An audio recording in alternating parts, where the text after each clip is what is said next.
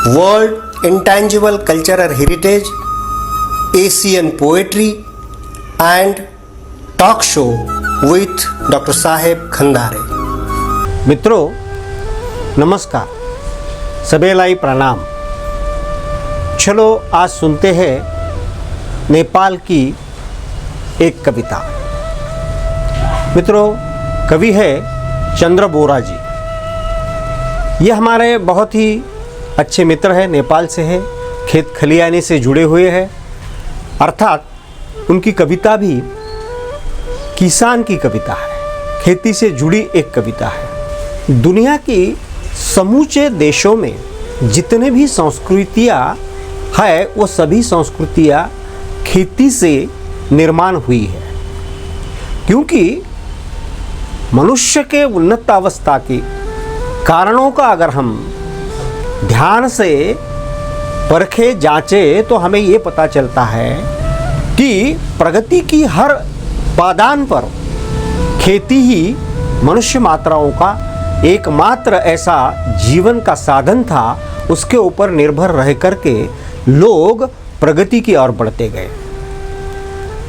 प्रकृति और जीवन इन दोनों का एक असाधारण मेल कृषि संस्कृति में यानी कि खेती में दिखाई देता है।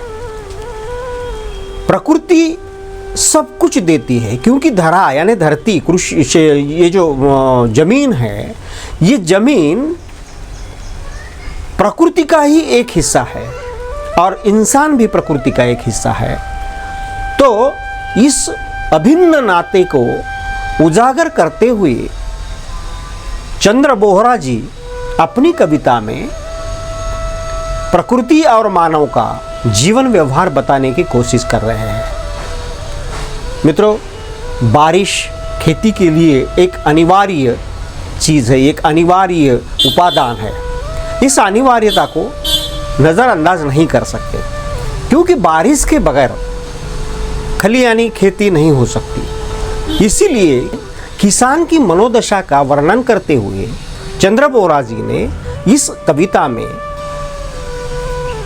बुआई की, रोपाई की जो अवस्था होती है उसकी तरफ हमारा ध्यान आकर्षित करते हैं। आषाढ़ का जो पर्व होता है वो जून महीने में शुरू होता है। जैसे कि भारतवर्ष में मृग नक्षत्र में बारिश का आना शुरू होता है और एक महीने तक बारिश होने के बाद बुआई रोपाई की जाती है, वैसे ही नेपाल में भी आषाढ़ के 15 तिथि को बुआई की शुरुआत की जाती है और इसे पर्व के तौर पर मनाया जाता है, क्योंकि हर कृषि से ही, कृषि संस्कृति से ही संगीत का, नृत्य का निर्माण हुआ है और संगीत और नृत्य के बगैर कृषि का कोई उत्सव नहीं होता या कोई विधि संपन्न नहीं होती।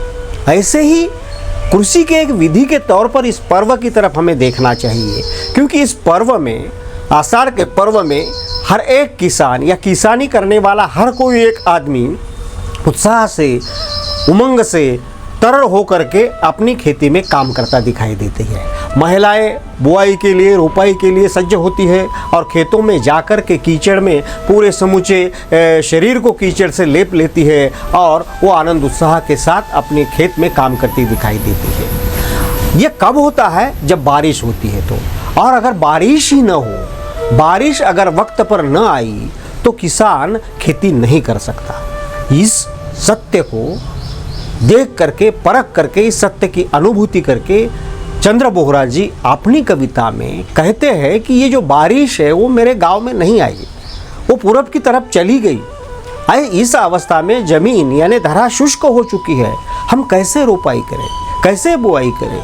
आषाढ़ का पर्व है, आज नहीं तो कल बारिश को आना ही है। इस तरह की मंशा को उजागर करते हुए किसानी की एक सल को, किसानी की एक पर्व को, किसानी की एक अवस्था को चंद्र बोहरा जी इस कविता में उजागर करने की कोशिश कर रहे हैं। चंद्र बोहरा जी खुद खेती से जुड़े हैं, किसान की संवेदनाओं को भली भांति जानते हैं, इसीलिए अपने शब्दों में, अपने छंद में, अपने जीवन की अनुभूति को वह इस कविता में उजागर कर रहे हैं। इसको शीर्षक छ वर्ष न वर्ष। कविताका पंक्तिहरू यसरी सुरु हुन्छन्। गाउँमा मेरो परेन पानी पूर्वमा बगायो, असार आधा गइजान लाग्यो के भयो के भयो, असार आधा गइजान लाग्यो के भयो के भयो। पाएन बिउ आएन मलाई पानी नै पर्दैन, सरकार हाम्रो अन्डा नै थियो दैव नि हेर्दैन, सरकार हाम्रो अन्डा नै थियो दैव नि हेर्दैन। असार लाग्दा परेन पानी जमिन रुखो छ, किसान म त रोपाई गर्ने मनमा ढोको छ, किसान म त रोपाई गर्ने मनमा ढोको छ। घामले पोल्यो पसिना बग्यो कसरी खनुमा, मनको दर्द कसैले सुन्छ कसलाई भनौँ, मनको दर्द कसैले सुन्छ कसलाई भनौँ। सिँचाइ कुलो नहुँदा ढिलो भयो के गरौँला, वर्ष न वर्ष आकाशे पानी तिम्रै भर परौँला, वर्ष न वर्ष आकाशे पानी तिम्रै भर परौँला। खेतीको बेला भएछ ढिला यो मुला रुन्छ र, ढिलो या चाँडो खेतमा रोपाई गराउने मन छ र, ढिलो या चाँडो खेतमा रोपाई गराउने मन छ र। रमाइलो पर्व आउनेछ अब असार 15मा, पर्नेछ पक्कै खेतमा पानी बादल वर्षेमा, पर्नेछ पक्कै खेतमा पानी बादल वर्षेमा।